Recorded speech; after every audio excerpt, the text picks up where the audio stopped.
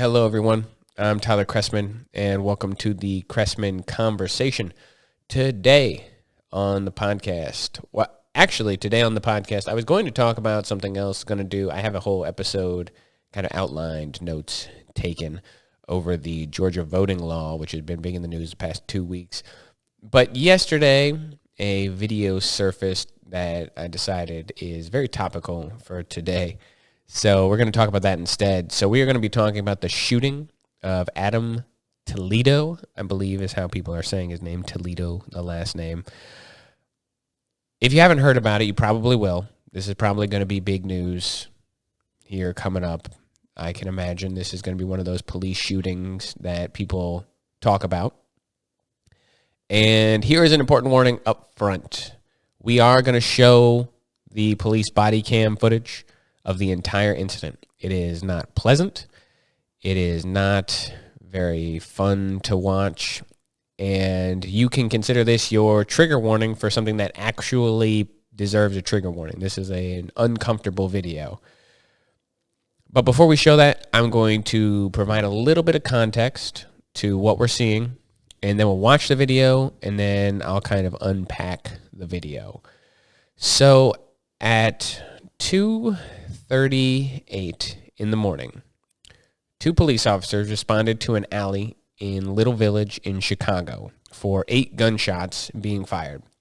Chicago has this technology called ShotSpotter that basically uses a ton of sensors mounted on buildings and AI to accurately pinpoint where gunshots occur in real time, and then the police respond. So they don't have to wait for someone to call 911 and say, I heard gunshots from my apartment, and then try and figure out where it is. This technology allows you to say these gunshots came from this intersection or this alleyway. So the police respond to 8 gunshots at an alley. And when the officers arrive on scene, they saw 2 men at the mouth of the alley. They got out. The suspects fled. The officers pursued. The video that we're going to show is from the officer who pursued Adam down the alley. And the other officer, I believe, just caught the other guy who was involved. But this is the video from the guy who wound up shooting Adam, from the officer who wound up shooting Adam. So let me, real quick, we'll play it. I'm just going to play it in its entirety, and then we're going to talk about it. Again, this is not fun to watch, so be warned. Please stop! Stop! Oh, this is probably a good warning. The following content has been identified by the YouTube community as inappropriate or offensive to some audiences. Yes, play it anyway. Sorry.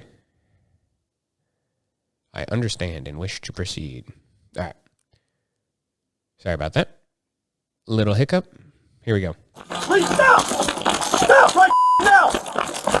Hey, show me your hand. Stop it! Stop it! Shots fired! Shots fired! Get an ambulance up here now! Look at me! Look at me! Look at me! You alright? Let's watch it again real quick in its entirety. Where you shot? We can. Here we go. One more time in its entirety. Please stop! Stop right now! Hey, show me your hand. Stop it! Stop it! Shots fired! Shots fired! Get an ambulance up here now! So the officer then goes into here to try and determine where the gunshot wound is. He's calling for a medical pack. He calls for the ambulance. Then there's a few minutes of him waiting for other officers. Then they start chest compressions. And then right at the end of this video, he's walked away while other people are working. And right here is where he shines the light and you see a handgun. Now, okay. On the first watch of that video, I'm going to go back to full screen here real quick. On the first watch of that video, it is very difficult to see what actually happens. So when you watch that video once, at full speed. Just what you see. You see the officer chasing him. He's yelling, hands, hands, hands. The guy appears to turn around, put his hands up, and then he gets shot. And you say, well, what happened here? That's crazy. He shot that guy with his hands up.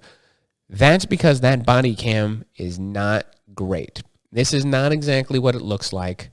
And what we're seeing is a little misleading, which is why I think that this is going to be a big deal, because what we're seeing is misleading.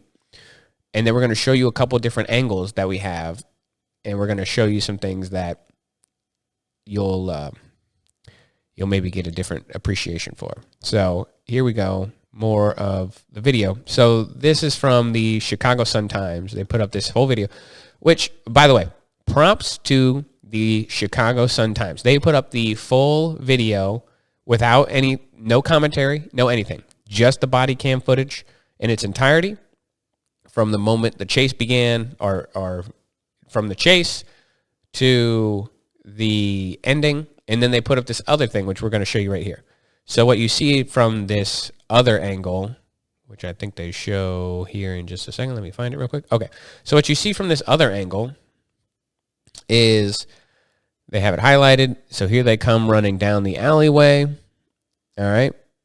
That's Adam. The officer is in pursuit. There's a moment where they slow down, hesitation. Then we're going to zoom in here. Then he's shot and he's on the ground. They do a zoom in here in a second.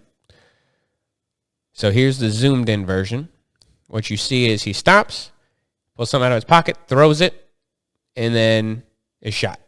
Okay.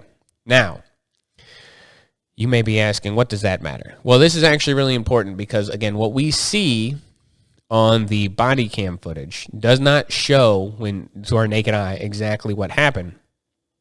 So that was him, that was Adam, appearing to throw the gun away, right? So you see him throw the pistol behind the fence. And then here is the important part that you miss on the video. So, by the way, if you don't follow this guy on Twitter, I think his name's pronounced Camille. Not sure if that's 100% accurate, but you should. He's great. So, here's the problem. This is a screen grab from that officer body cam.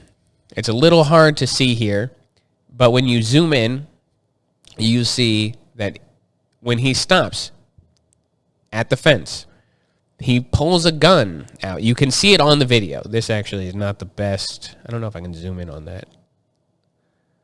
I don't think I can in this picture form.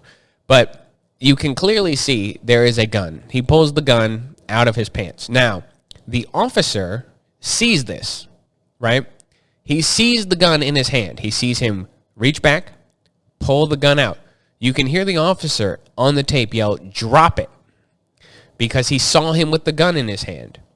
Now, this is at 2 minutes and 3 seconds, 0.343 into the officer's body cam footage. Now, the officer shoots at 2 minutes, 4 seconds, 0.1. About 0.8 seconds go by, and he shoots. This is when the shot is seen on the video. So here is the issue. Here is the gigantic issue. The kid, he was a kid. He was 13 years old. It's very sad. He's running down the alley. He gets to the gap in the fence. His thought process appears to be, let's ditch this pistol so I don't get in trouble. He draws the pistol, thinking that the officer doesn't see him do it, but the officer does see him do it. Then he throws the pistol behind the fence, and then he turns and puts his hands up. Now, he is deliberately trying to hide the fact that he's throwing the pistol away.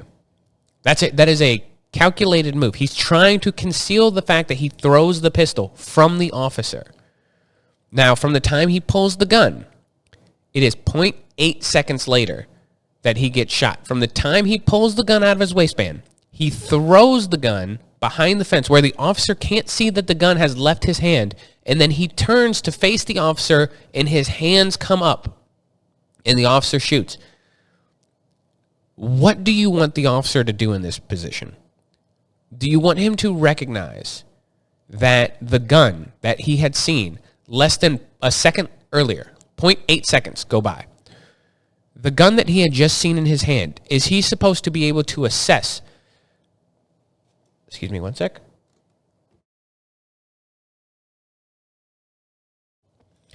Had a cough there. Excuse me. Is he supposed to be able to assess the fact that that gun has been thrown behind the fence where he cannot see by design, and then see that hand come up and recognize that there's not a gun in it? People are pretending.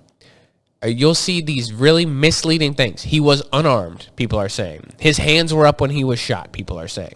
This is so misleading and unproductive to this conversation. You are leading people to outrage where there should not be outrage.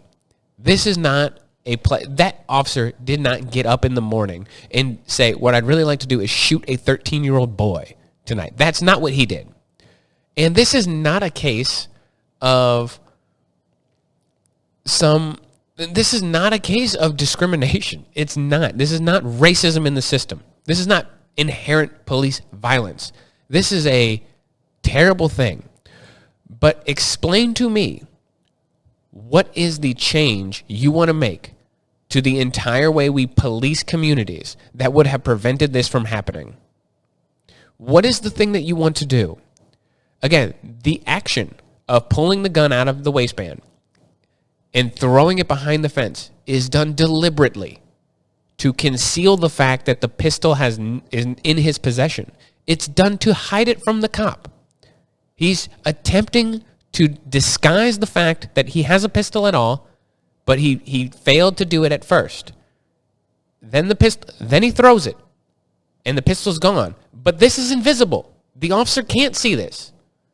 And he turns and puts his hand up. Now, this motion right here happens, imagine, that entire situation from drawing to hand up is 0.8 seconds. So the act of the hand being behind the fence to up has to be less than half of a second. Less than half of a second that goes by. That officer is supposed to determine that that gun has left his hand. This is an unrealistic standard that you are holding police to. If you think that that is the case, it is not okay. It's not good for anybody. It is not good for anybody to attempt to say that the police are the bad guys here. I'm going to try and pull something up here if I can.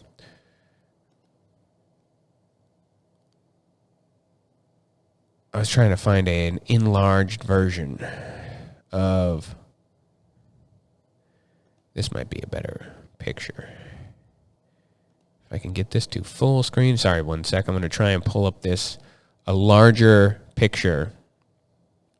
Oh, don't play a video on me. I really want to see. It's very important that you understand that when you look at these pictures from the body cam, you see the gun much more clearly than I'm able to show you right here, which is unfortunate. Anyway, all right, not a big deal.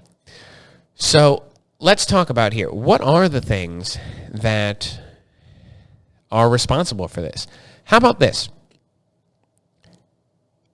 The other person who was on scene, this gentleman, his name's Roman. I'm actually not sure. I guess Roman's his last name or his first name. I'm not 100% sure. I've only seen Roman when I was looking him up earlier. So the guy he was with, his name's Roman. Roman is on probation for a gun offense. Roman was shooting at a passing car the night of the incident. That's what those 8 shots were. 8 shots were fired at a car driving down the street. There was gunpowder residue found on a pair of gloves that Roman is seen ditching. His red pair of gloves that Roman is seen ditching. And there was gunpowder residue found on Adam's right hand as well. Let's talk about the fact that a 13-year-old boy is an alleged gang member, that he is allegedly in the Latin Kings. Let's talk about the fact that a 13-year-old boy hadn't been home for 2 days, had not been reported missing, hadn't been home for 2 days, and is out at 2 o'clock in the morning with a gun in his possession. This is a failure. And if you want to blame the police for this young man's death, it doesn't appear to be his fault. Let's talk about all the ways that society failed that child and got him to that point. Let's talk about Chicago's failing school system. Let's talk about the lack of parental supervision for that child who was out there doing whatever apparently he wanted. Not going to school, staying away from home for 2 days, being outside with a gun in his hand at 2 a.m, shooting at a car. Let's talk about all of that, how that community failed that child. This is not the result of the officer. And if you blame the police for his death, first of all, again, we'll go back, unrealistic standard you're holding the police to. You cannot honestly expect an officer to be able to assess that a gun has magically disappeared out of somebody's hand in 0.4 seconds.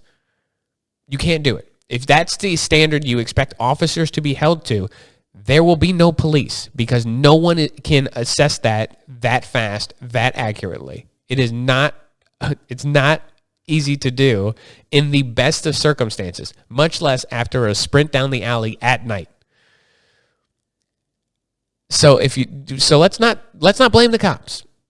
This is not that officer's fault that young man was killed. It is sad. It is a sad story.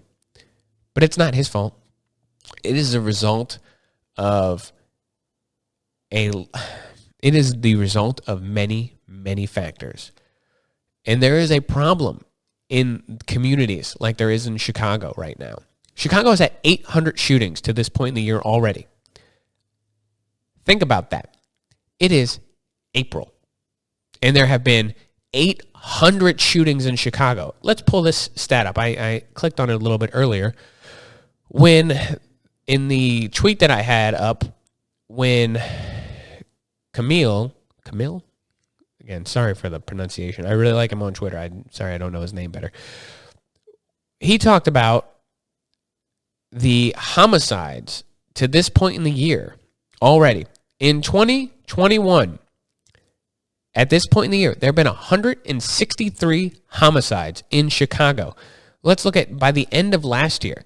By the end of 2020, there were 777 homicides in Chicago last year. 777.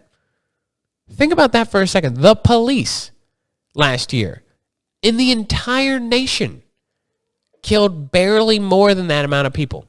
The entirety of the entire police force in the United States last year killed less than 1,000 people. One more time, a third time for emphasis, the entire nation's police force barely killed more than the amount of people who were killed in Chicago last year by homicide. The overwhelming majority of these homicide victims are young black males. The overwhelming majority. That's a failure of a system that is not the police's fault. It is not the police's fault that this 13-year-old was out there allegedly involved in gang life at that young age. And to try and make the police officer the bad guy in this case, it is misguided in the worst sense of the word. It is misguided. This is going to be a big story because this footage is not easy. And unless you sit down and dissect it like I have, it is not clear that he didn't just shoot someone by accident or shoot someone because he got scared and thought that he was a threat and he wasn't. He didn't shoot an unarmed young man. That young man was unarmed for less than a second, for less than 0.4 seconds, because it took the entire incident from him drawing the gun to throwing it away, 0.8. So less than that, 0.4 maybe, 0.5 seconds, he was unarmed, quote unquote unarmed. Describing it in that way is a gross misdirection. And when you're watching your corporate media and your politicians who advocate for gun control talk about this, or police reform, the defund the police movement, when you're watching those people use this terminology, don't trust them because they are being deliberately misleading. They are doing it to push an agenda. They're using this young man's death to push an agenda, and it's ridiculous. There are so many things that failed that young man. It was not the police that are responsible for it. Anyway, I wanted to do this because, again, this is going to be a big story for a little while. I am anticipating. Maybe it won't be. Maybe there won't be riots. Maybe there won't be protests. I do not think that that is likely. So we'll hope that people try and educate themselves and surround themselves with the facts, because the facts do not lend themselves to making this a case for protest. I'm not hopeful. It's sad. It's sad all the way around that a young man died, that society in general failed him. And now it's sad that the blowback is going to be misdirected. It's going to be misguided against the police force. Anyway, it's a downer today. It's a downer episode. I apologize for that. We like to keep it light. I am going to end it there, but first I would like to say thank you. Say thank you to everyone who shared that last video, that interview with Mr. Jacob Turner.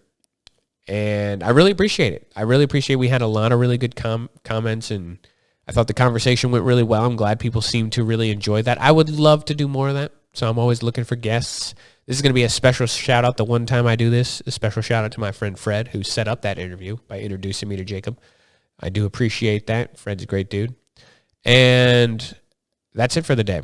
I'm going to catch you guys next time. I already have a podcast written about this Georgia election law thing, so probably get that up in a couple days. Thank you all for tuning in, and I will catch you next time.